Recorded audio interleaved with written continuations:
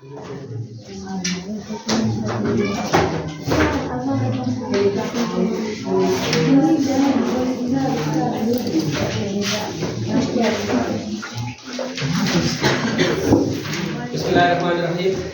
Topic is molecular ion. Last time हमने ion को define किया था। कोई भी स्पीशीज जिस पे चार्ज हो उसको क्या नाम देते हैं? आयन कहते हैं। और दो टाइप्स होते हैं, एक के टाइप और दूसरा एन टाइप। किससे कहते हैं के टाइप? पॉजिटिवली चार्ज आयन को क्या नाम देते हैं? के टाइप। और नेगेटिवली चार्ज आयन को नाम देते हैं एन आयन। तो इसके साथ नेक्स्ट टॉपिक आपका मॉलिक्यूलर आयन। अब इस जिस तरह एटम इलेक्ट्रॉन लूज या गेन करते हैं, इसी तरह मॉलिक्यूल्स भी क्या करते हैं? इलेक्ट्रॉन लूज या गेन कर सकते हैं। मसलन दो मॉलिक्यूल आपके सामने लिखे हुए हैं, ऑक्सीजन और नाइट्रोजन। तो अब अगर ऑक्सीजन का मॉलिक्यूल कोई एक इलेक्ट्रॉन गेन करे तो ये बन जाएगा O2। ऑक्सीजन मॉलिक्यूल O2 ही की फॉर्म में होगा, लेकिन एक इलेक्ट्रॉन गेन करने से कौन सा चार्ज आएगा? -1 आएगा। इसी तरह अगर ऑक्सीजन मॉलिक्यूल एक इलेक्ट्रॉन क्या करे? लूज करे, तो एक इलेक्ट्रॉन लूज करने से इस पे कौन सा चार्ज आएगा? +1 चार्ज आएगा। इसी तरह नाइट्रोजन का मॉलिक्यूल अगर एक इलेक्ट्रॉन क्या करे? गेन करे, तो इस पे कौन सा चार्ज आएगा? N2 -1। इसी तरह नाइट्रोजन का मॉलिक्यूल एक इलेक्ट्रॉन क्या करे? लूज करे, तो उस लूज करने से इस पे क्या चार्ज आएगा? N2 +1। और एक इलेक्ट्रॉन क्या करेगा? लूज करेगा। तो ये क्या है? एटम नहीं है, बल्कि O2 या ऑक्सीजन मॉलिक्यूल है। दो एटम्स मिलके O2 ऑक्सीजन मॉलिक्यूल बनाते हैं। और ऑक्सीजन नेचर में एग्जिस्ट O2 ही की फॉर्म में करता है, O की फॉर्म में नहीं करता। इसी तरह नाइट्रोजन N2 की फॉर्म में करता है, N की फॉर्म में नहीं करता। एटमॉस्फेयर में 79% कौन सी गैस होती है? नाइट्रोजन। तो अब ये मॉलिक्यूल हैं, दो एटम से मिलकर बने हैं।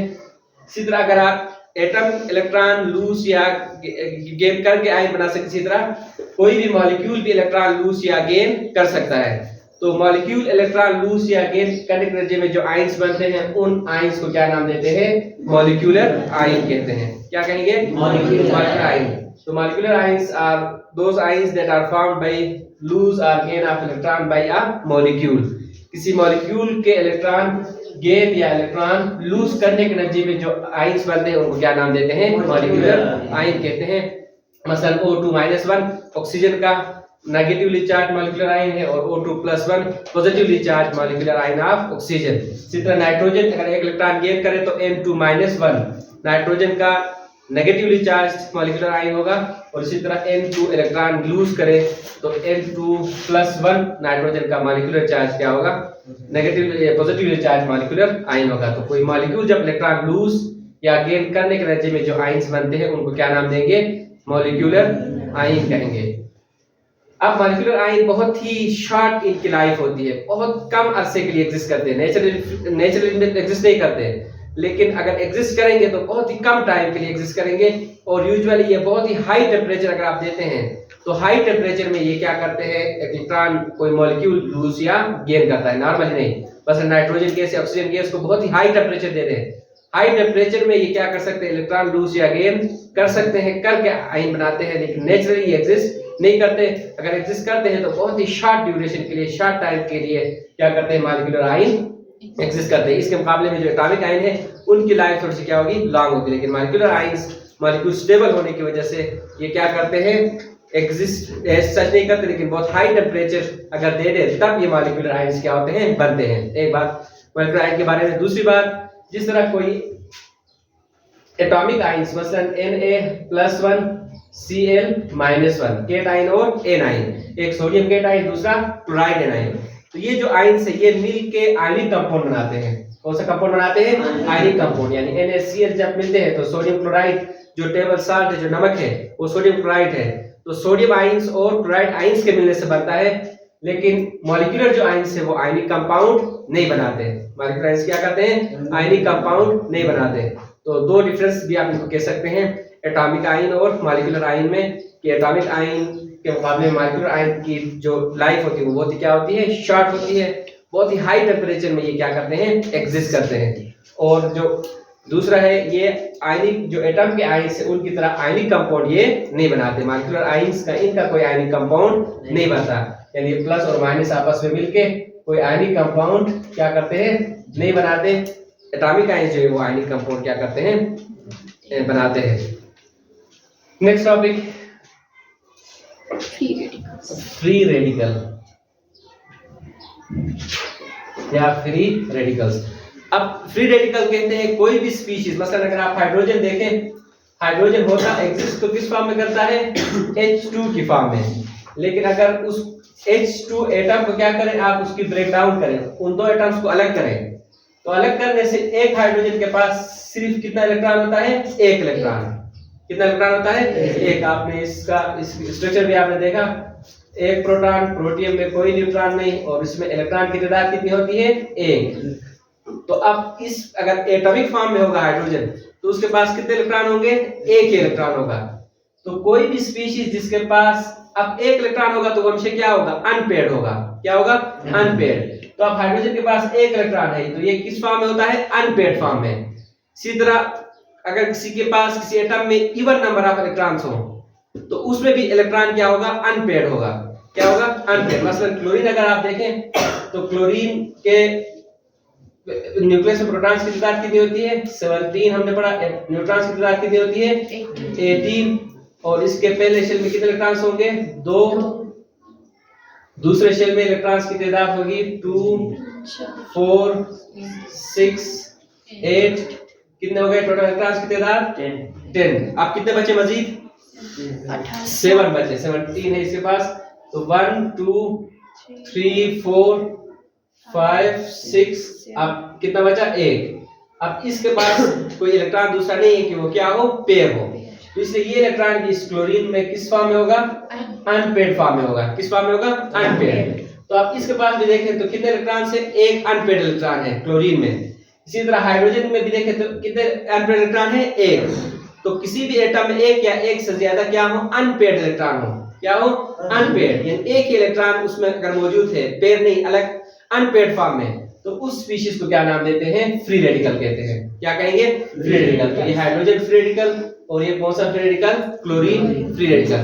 तो कोई भी स्पीशीज जिसके पास क्या हो अनपेयर्ड इलेक्ट्रॉन हो, क्या कितने इलेक्ट्रॉन क्या हो उसमें अनपेयर्ड हो और उसमें नो इलेक्ट्रिकल चार्ज, यानी उसमें कोई चार्ज ना हो। जिस तरह हमने उधर देखा किसी पे नेगेटिव चार्ज था किसी पे पॉजिटिव चार्ज था आयंस में, लेकिन फ्री रेडिकल में कोई चार्ज नहीं होता। तो कोई भी स्पीशीज जिसके पास क्या हो अनपेयर्ड इलेक्ट्रॉन हो और उसके ऊपर इलेक्ट्रिकली कोई चार्ज ना हो, उस स्पीशीज को क्या नाम देते हैं फ्री रेडिकल कहते हैं। क्या कहेंगे फ्री रेडिकल। तो any species that have unpaired electron that is unpaired electron and bear no electrical charge, और उस पे कोई इलेक्ट्रिकल चार्ज नहीं होता लेकिन उसमें इलेक्ट्रॉन्स क्या होते हैं अनपेयर्ड होते हैं, उस स्पीशीज को आप क्या नाम देंगे फ्री रेडिकल कहेंगे। क्या कहेंगे फ्री रेडिकल। तो ये एटॉमिक फॉर्म में है तो इसको यूजुअली एटॉमिक फॉर्म में रिप्रेजेंट करते हैं। नेसेंट हाइड्रोजन कहते हैं इसको। क्लोरीन को भी एटॉमिक फॉर्म में, क्लोरीन यूजुअली होता है Cl2 की फॉर्म में, लेकिन Cl2 से क्लोरीन एटम्स को अलग करें तो उन एटम्स में एक इलेक्ट्रॉन क्या होगा अनपेयर्ड होगा। तो कोई भी स्पीशीज जिसमें क्या हो अनपेयर्ड इलेक्ट्रॉन हो, इलेक्ट्रिकली उस पे कोई चार्ज ना हो, उस स्पीशीज को क्या नाम देते हैं फ्री रेडिकल कहते हैं। क्या कहेंगे फ्री रेडिकल। अब फ्री रेडिकल और आयन में क्या डिफरेंस है वो भी आप बता सकते हैं। क्या डिफरेंस होगा आयंस और इसमें। आयंस में जब भी इलेक्ट्रॉन गेन या लूज करेगा तो वो एक इलेक्ट्रॉन जो अनपेयर्ड है वो इलेक्ट्रॉन गेन करेगा करके पेयर बनाएगा, या वो लूज करेगा तो दूसरे इलेक्ट्रॉन्स वो क्या होंगे पेयर्ड होंगे। क्या होंगे पेयर। मतलब क्लोरीन अगर आप इसकी मिसाल देखें तो इसमें कितने इलेक्ट्रॉन है एक इलेक्ट्रॉन। ये एक और इलेक्ट्रॉन अगर गेन करे तो इसमें भी इलेक्ट्रॉन क्या होंगे पेयर्ड होंगे। तो अब क्लोरीन फ्री रेडिकल नहीं होगा बल्कि क्या होगा क्लोराइड आयन होगा। क्या होगा क्लोराइड एन आयन होगा। इसी तरह हाइड्रोजन के पास एक इलेक्ट्रॉन मौजूद है, अगर ये एक इलेक्ट्रॉन मजीद दे लें तो इसके ऊपर भी क्या होगा इलेक्ट्रॉन पेयर होगा, या ये इलेक्ट्रॉन क्या करेगा लूज करेगा तो इसमें कोई अनपेयर्ड इलेक्ट्रॉन नहीं बचेगा। तो अब डिफरेंस आयन और उसमें फ्री रेडिकल में ये है कि आयन में हमेशा इलेक्ट्रॉन किस फॉर्म में होते हैं पेयर्ड फॉर्म में। किस फॉर्म में होंगे पेयर्ड फॉर्म में। तो हमेशा आयन जब बनेगा तो उसमें इलेक्ट्रॉन्स क्या होंगे पेयर्ड होंगे और पेयर्ड होने की वजह से उनकी तादाद क्या होगी इवन होगी। किस नंबर में इलेक्ट्रॉन होंगे? इवन नंबर में। तो आइंस अगर आप ले लें तो आइंस में क्या होते हैं? इलेक्ट्रॉन पेड होते हैं। इलेक्ट्रॉन की तादाद क्या होती है? इवन होती है। और उसके ऊपर क्या होता है? इलेक्ट्रिकल चार्ज, या तो वो नेगेटिव होगा या पॉजिटिव। उसके मुकाबले में जो फ्री रेडिकल है, फ्री रेडिकल में इलेक्ट्रॉन्स की तादाद क्या होगी? ओड नंबर में इलेक्ट्रॉन्स होंगे और उसके ऊपर कोई इलेक्ट्रिकल चार्ज नहीं होगा। इलेक्ट्रिकल चार्ज क्या होगा? नहीं होगा। तो ये डिफरेंस आपसे पूछे इसमें आयन और रेडिकल में। तो आयन में इलेक्ट्रॉन्स की तादाद क्या होती है? इवन होती है। आयंस के ऊपर क्या होता है? चार्ज होता है। उसके मुकाबले में जो फ्री रेडिकल है उसमें इलेक्ट्रॉन्स की तादाद क्या होती है? ओड होती है और उसके ऊपर कोई चार्ज नहीं होता। इलेक्ट्रॉन्स इसमें क्या होते हैं? अनपेड फॉर्म में होते हैं और आयंस में इलेक्ट्रॉन्स क्या होते हैं? पेड फॉर्म में होते हैं। तो ये है difference between ion and free radical. Molecular नहीं बल्कि जो हमने केट एन आयन पढ़ा था उसमें और फ्री रेडिकल में डिफरेंस है। इनको भी आपने क्या करना है? देखना है। तो फ्री रेडिकल जब भी होगा तो वहां क्या लिखा होगा? उसमें निशान है, मतलब हाइड्रोजन है तो इसके ऊपर इस तरह डॉट क्या होगा? इसकी इलामत होगी, जिसका मतलब इसमें कोई अनपेड इलेक्ट्रॉन है तो वो आपको बताएगा फ्री रेडिकल को। अगर इसके ऊपर इस तरह एक या एक से ज्यादा अलग डॉट नहीं है, इलेक्ट्रॉन जब पेड होगा तो उसमें क्या होंगे? दो डॉट्स होंगे। तो अगर एक इलेक्ट्रॉन है, मसलन अगर आप कोई और नाइट्रोजन अगर आप देखें तो नाइट्रोजन के ऊपर इस तरह तीन अलग डॉट होंगे और उसके बाद एक क्या होगा? पेड होगा। तो इसमें तीन अनपेड क्या है? इलेक्ट्रॉन्स है। तो जो डॉट रिप्रेजेंट करता है किसको? अनपेड इलेक्ट्रॉन को।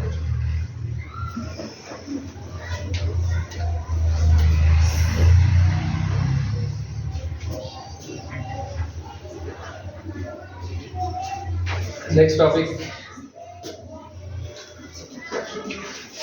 Mono atomic and poly atomic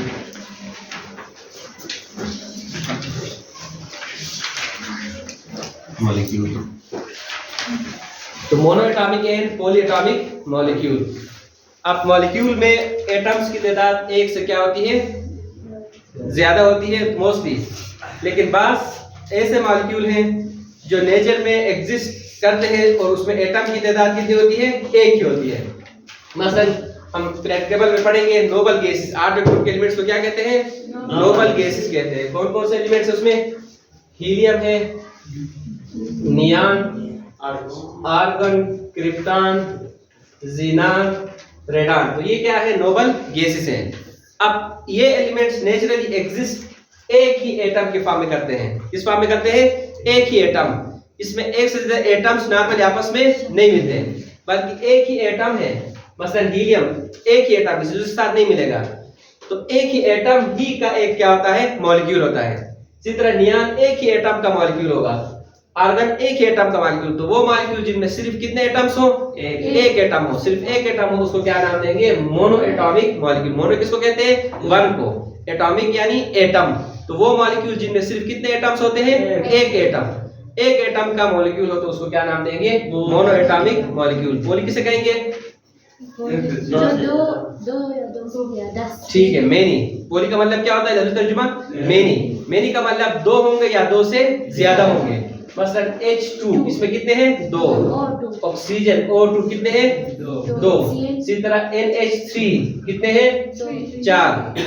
तीन हाइड्रोजन के एक नाइट्रोजन का। इसी तरह CH4 कितने हैं? 5। तो एक, दो या दो से ज्यादा सेम टाइप के भी हो सकते हैं। मसलन हाइड्रोजन में एटम्स क्या है? सेम है। दोनों किसके हैं? इसमें हाइड्रोजन के, इसमें दोनों किसके हैं? ऑक्सीजन के हैं। इसी तरह अमोनिया, नाइट्रोजन और हाइड्रोजन चार है लेकिन वो किस डिफरेंट, दो डिफरेंट एटम्स के हैं। इसमें भी 5 है लेकिन दो डिफरेंट एटम्स के हैं। तो दो या दो से ज्यादा सेम एटम के या डिफरेंट एटम्स के मॉलिक्यूल जिसमें दो या दो से ज्यादा सेम एलिमेंट के एटम्स हो या डिफरेंट एलिमेंट के, तो उसको क्या नाम देते हैं? Poly atomic molecules. तो मॉलिक्यूल को दो टाइप में डिवाइड करते हैं, mono atomic and poly atomic. तो मोनो एटॉमिक सिर्फ एक ग्रुप के एलिमेंट एग्जिस्ट करते हैं पीरियोडिक टेबल के, उनको क्या नाम देते हैं? नोबल गैसेस या ग्रुप 8A के एलिमेंट्स। ये एलिमेंट्स इनका आउटरमोस्ट शेल कंप्लीट है। आखिरी शेल में इलेक्ट्रॉन्स पूरे हो तो वो किसके साथ रिएक्ट नहीं करता। हम आगे इस चैप्टर में पढ़ेंगे कि रिएक्ट इसलिए करते हैं आखिरी शेल में इलेक्ट्रॉन्स पर क्या होते हैं? कम होते हैं या स्टेबल नहीं होते हैं। तो ये ऑलरेडी स्टेबल है, इनके आखिरी शेल में इलेक्ट्रॉन्स की तादाद क्या है, कंप्लीट है। तो इसलिए ये एक ही एटम मॉलिक्यूल की फॉर्म में एग्जिस्ट करता है। तो ऐसे मॉलिक्यूल को क्या नाम देंगे, मोनो एटॉमिक मॉलिक्यूल्स। वो मॉलिक्यूल्स जिनमें एक ही एटम का मॉलिक्यूल, उसको क्या नाम देंगे, mono atomic molecules. Poly atomic molecules वो मॉलिक्यूल्स जिनमें दो या दो से ज्यादा सेम एलिमेंट के एटम्स हो या डिफरेंट एलिमेंट के एटम्स हो, लेकिन तादाद उनकी क्या हो, दो या दो से ज्यादा हो। ऐसे मॉलिक्यूल को क्या नाम देंगे, पॉली एटॉमिक मॉलिक्यूल। मसलन सल्फर S4 या S8 की फॉर्म में एग्जिस्ट करता है, फास्फोरस P4। अब इसमें एलिमेंट एक ही है, सल्फर ही है, लेकिन उनकी तादाद कितनी है, 8। इसी तरह फास्फोरस की तादाद कितनी है, 4। तो यह दो से क्या है, ज्यादा है। तो दो या दो से ज्यादा सेम टाइप के एलिमेंट्स या दो या दो से ज्यादा डिफरेंट टाइप के एलिमेंट्स किसी मॉलिक्यूल में मौजूद हो, तो उस मॉलिक्यूल को क्या नाम देंगे, पॉली एटॉमिक मॉलिक्यूल कहेंगे। तो ये आपने टॉपिक्स पढ़े कौन कौन से, मॉलिक्यूलर आयन, फ्री रेडिकल और आयन में फर्क, और उसके बाद और पॉली एटॉमिक मॉलिक्यूल्स। नेक्स्ट हमारा टॉपिक होगा इंशाल्लाह एवोगैड्रोस नंबर एंड मोल, अहम टॉपिक होगा। तो ये यहाँ तक आपका टॉपिक कंप्लीट होगा।